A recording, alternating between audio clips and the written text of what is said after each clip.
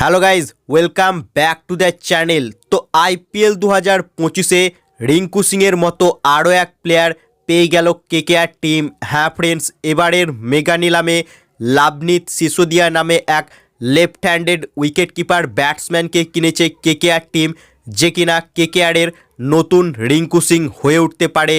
হ্যাঁ ফ্রেন্ডস, মাত্র 24 বছর বয়সী এই প্লেয়ারটি কিন্তু মারাত্মক ব্যাটিং করে প্লাস উইকেট কিপিংও করে, অর্থাৎ কর্ণাটকের ছেলে এই লাভনীত সিসোদিয়া। ঘরোয়া ক্রিকেট কর্ণাটকের হয়ে খেলে, তবে আইপিএলে এখনও অভিষেক ঘটেনি এই প্লেয়ারটি।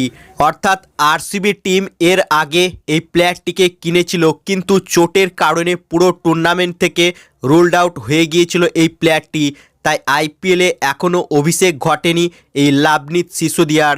তবে আইপিএল 2025-এ কেকেআর টিম 30 লাখ টাকায় এই প্লেয়ারটিকে কিনেছে এবং এই left handed wicket keeper batsman Luvnith Sisodia কিন্তু কেকেআরের আরও এক রিঙ্কু সিং হয়ে উঠতে পারে।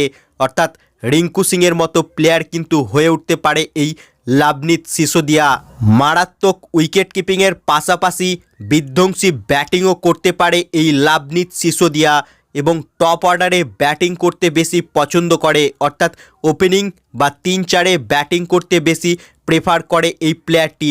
তাই আইপিএল 2025-এ কেকেআরের জার্সিতে আইপিএলে নিজের ছাপ ছাড়তে পারে এই 24 বছর বয়সী left handed batsman Luvnith Sisodia.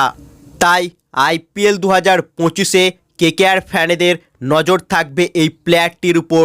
তাই দেখাই যাক আগামী আইপিএলে কেকেআরের প্লেইং 11-এ খেলার সুযোগ পায় কিনা এই প্লেয়ারটি।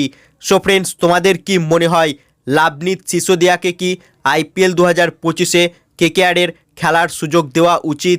তোমাদের কি মতামত এ বিষয়ে তা কমেন্ট করে জানাও এবং ভিডিওটি ভালো লাগলে ভিডিওটিকে করো লাইক এবং আইপিএল ও কেকেআর সম্বন্ধে আরও খবর পাওয়ার জন্য চ্যানেলকে করো সাবস্ক্রাইব। ধন্যবাদ।